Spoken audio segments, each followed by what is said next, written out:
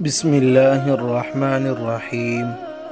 السلام علیکم ورحمۃ اللہ وبرکاتہ۔ حضرت خالد بن ولید رضی اللہ تعالی عنہ اسلام کے عظیم سپہ سالار کی حالات زندگی، قسط نمبر 3۔ حضور صلی اللہ علیہ وسلم کے پردہ فرمانے کے بعد خلافت راشدہ کے دور میں صحیح معنوں میں سیدنا خالد کو اپنے تلوار کی جوہر دکھانے کا موقع ملا اور آپ نے بہت خونریز جنگیں لڑی۔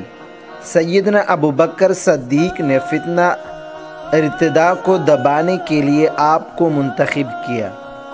حضور صلی اللہ علیہ وسلم کے وصال کے بعد بہت سے قبائل ایسے تھے کہ جو مرتد ہو گئے تھے، بہت سے قبائل ایسے تھے کہ جنہوں نے زکوٰۃ دینے سے انکار کر دیا تھا۔ ان تمام کی سرکوبی کے لیے جس سپہ سالار کا انتخاب کیا گیا وہ سیدنا خالد ہی تھے۔ مسلمہ کذاب نامی ایک شخص نے نبوت کا جھوٹا دعویٰ کر دیا تھا۔ سیدنا ابو بکر صدیق نے اس فتنے کو ختم کرنے کے لیے بھی سیدنا خالد کو ہی منتخب کیا۔ موجودہ ریاض کے شہر کے نزدیک یمامہ کے مقام پر ایک خونریز جنگ کے بعد سیدنا خالد نے مسلمہ کذاب کو جہنم رسید کیا۔ یہ جنگ اتنی شدید تھی کہ 700 سے زائد صحابہ کرام اس میں شہید ہوئے۔ اتنے بڑی تعداد میں قرآن پاک اس جنگ میں شہید ہوئے۔ اتنی بڑی تعداد میں قرآن کے حفاظ اس جنگ میں شہید ہوئے کہ اس کے بعد ہی قرآن کو تحریری شکل میں جمع کرنے کی حکم خلیفہ کی طرف سے جاری کیا گیا تھا۔ سیدنا خالد نے انتہائی دلیری اور شجاعت کے ساتھ ان مہمات کو سر کیا۔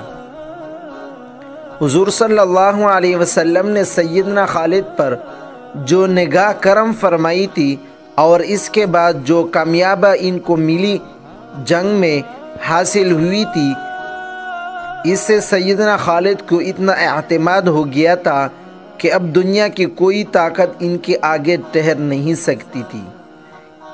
ان کے یقین کا اندازہ اس بات سے کیجئے کہ جب انہوں نے ایران کے بادشاہ کو خط لکھا اور بہت اعتماد سے اس کو کہا کہ اسلام قبول کر لو یا سرنگو ہو کر جزیہ دو، ورنہ تمہیں پتہ نہیں ہے کہ کیا چیزیں تمہارے پاس آنے والی ہے اور کیا چیز تم سے ٹکرائے گی۔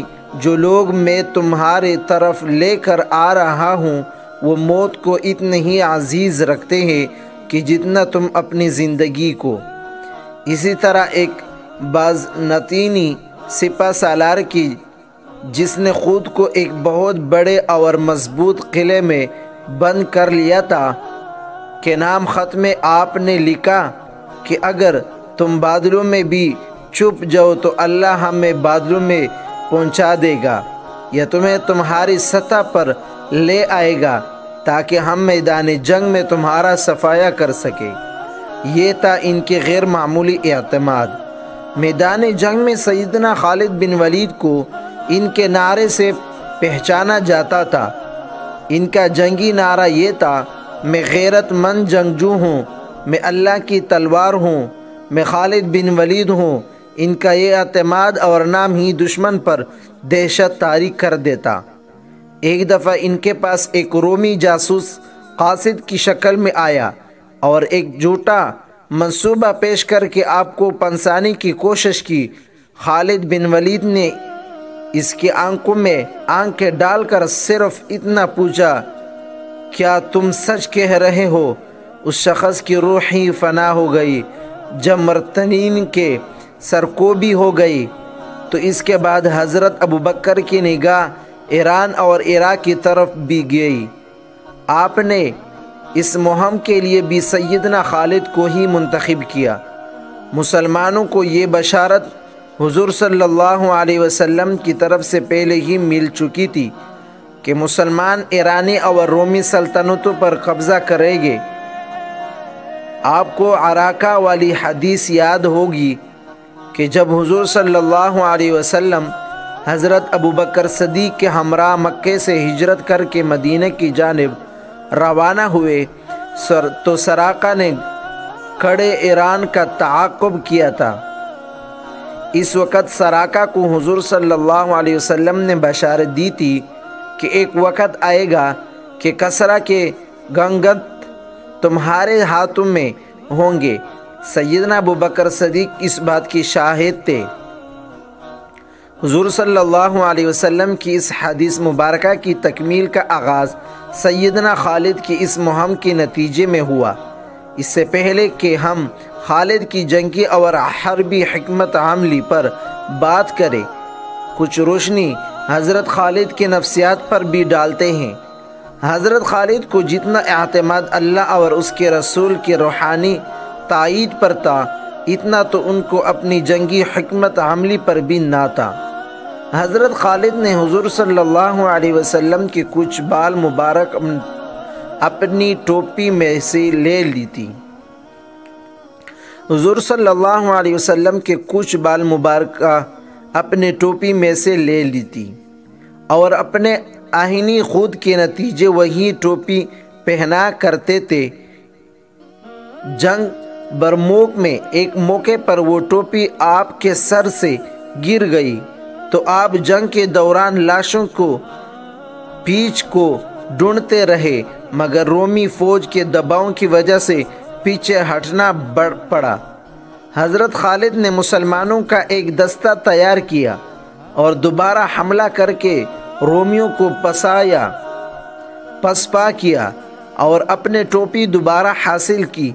جنگ کے بعد لوگوں نے اعتراض بھی کیا کہ آپ نے یہ ایک ٹوپی کی خاطر کئی مسلمانوں کی جانیں ضائع کروا دی، تو سیدنا خالد نے فرمایا کہ یہ ٹوپی نہیں بلکہ میری طاقت کا سرچشمہ ہے، کیونکہ اس میں رسول صلی اللہ علیہ وسلم کے بال مبارک بھرے ہوئے تھے،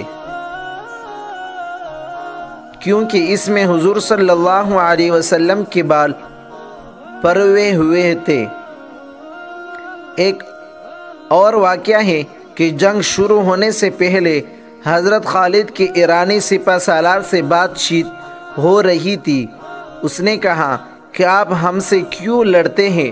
ہماری تلواروں میں تو ایسا زہر لگا ہوا ہے کہ جو جسم کو چھو بھی جائے اسے گلا کر خراب کر دے گا۔ سید خالد نے وہ زہر کی شیشی لی اور بسم اللہ الذی لا یضر مع اسمہ شیء فی الارض ولا فی السماء والی دعا پڑھ کر اسے پی گئے اور آپ کو کچھ بھی نہ ہوا، کیونکہ آپ کو کامل یقین تھا کہ جو کام اللہ نے آپ سے لینا ہے وہ ہر حال میں لیا جائے گا۔ اللہ کی تلوار کافروں کے ہاتھوں میں نہیں ٹوٹے گی۔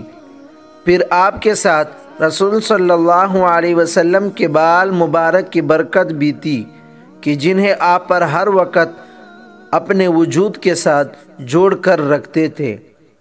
مزید اس طرح اچھے ویڈیوز دیکھنے کے لیے ہمارے چینل کو سبسکرائب کریں۔ جزاک اللہ خیر۔